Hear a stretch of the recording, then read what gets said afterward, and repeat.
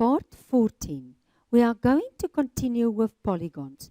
You will find this on page 186 in the Namibian Mathematics Grade 9 textbook y equals mx+c 2 success.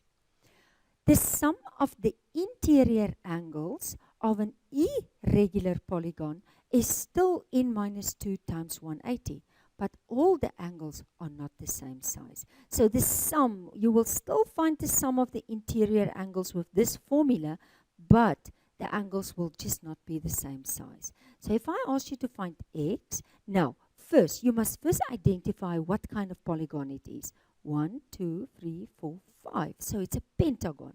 So identify the shape, count the sides. First, find the sum of the interior angles. So a 5-sided, I just substitute 5 and I will get 540. And now I can form an equation.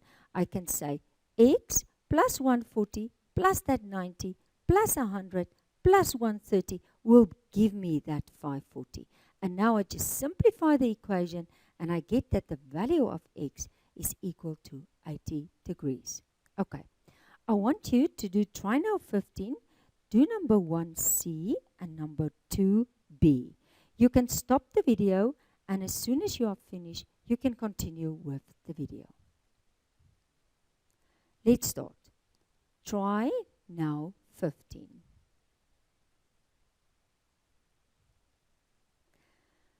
Number 1c. Now, first, I have to, it's the interior angles, it's an irregular polygon, and all that I have to do first is I must first find how many sides. 1, 2, 3, 4, 5, 6, 7, 8. So it looks like this one will have exactly 8 sides. So 8 sides. Now, I must first find the sum of the interior angles. And that will still be with the formula n-2 times 180. So basically, I will just say n, so it's 8 minus 2 times 180. And that will give me a sum total of 1080. Okay, now I can form an equation. Now I can add up all these angles. Now let's start with this x and we go clockwise. So it's x plus another x plus 108 plus 135 plus x plus another x plus 133 plus 164. And that must give me a sum total of 1080. That must give me the sum total. Okay, now I can just see how many x. 1, 2, 3, 4. I'm just going to move it a little bit. So 4x. And now I'm just going to add up all this. This plus this plus this plus this will give me a sum total of 540. And then I'm just going to rewrite that. Now to simplify this, I'm going to subtract 540 on both sides. So I will have 4x equals 1080 minus 540. So I will find that 4x is equal to, it's exactly the same, 540. And then I divide 4 on both sides and I will get that the value of x is equal to 135. So that means 135, 135, 135, 135. And if I add all that angles, I will get the sum total of 1080. Okay, I'm just going to make space for the next one, which is number 2b.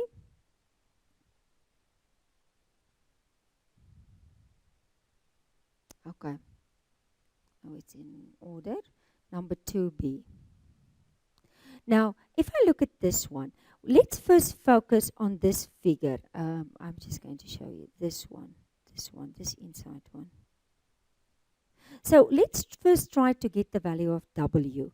So how many sides? 1, 2, 3, 4, 5.